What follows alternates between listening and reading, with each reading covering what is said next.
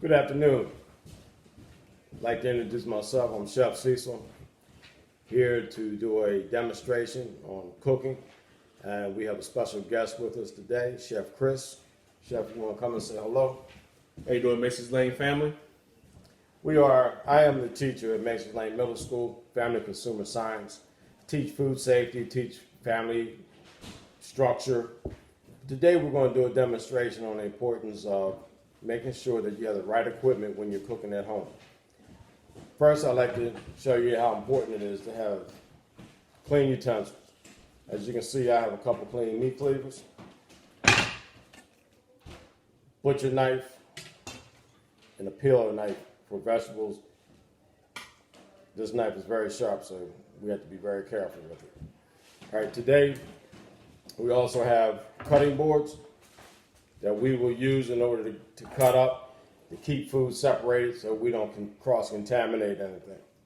All right, today we're going to do cheeseburgers. We're going to be black and blue burgers. And we're all going to also do some jerk chicken wings. I have 3 different types of cheeses available, which I love cheese on my burger. So just bear with us and we're going to get started here cooking. And hopefully we'll make you hungry and you'll want to start trying to do some of this in your own kitchen. Chef Chris. Thank you, Chef Johnson. Again, my name is Chef Chris, courtesy of Grandma's Kitchen Catering Company, and you're here for the first installment of the Cambridge Cooking Hour with the Macy's Lane family. So Chef Cecil had a quick quick conversation about basic food safety, about some of the equipment we'll be using, some additional equipment we'll be using aside from the knives, cutting boards, cleavers, and things of that nature. We'll be using ground beef. The measurements you use doesn't really matter. Some people prefer 70-30, 85-15. Whatever you prefer is whatever's good with you.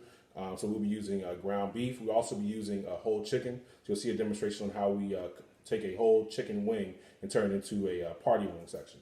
Additionally, we'll be using a variety of seasonings. So you guys will be able to incorporate some mathematics into this whole cooking process, which is the point of this whole demonstration. It's supposed to be fun, educational, and most of all, supposed to eat good at the end of this. So we're going to take a quick break and then we'll go right into the cooking segment. Thank you.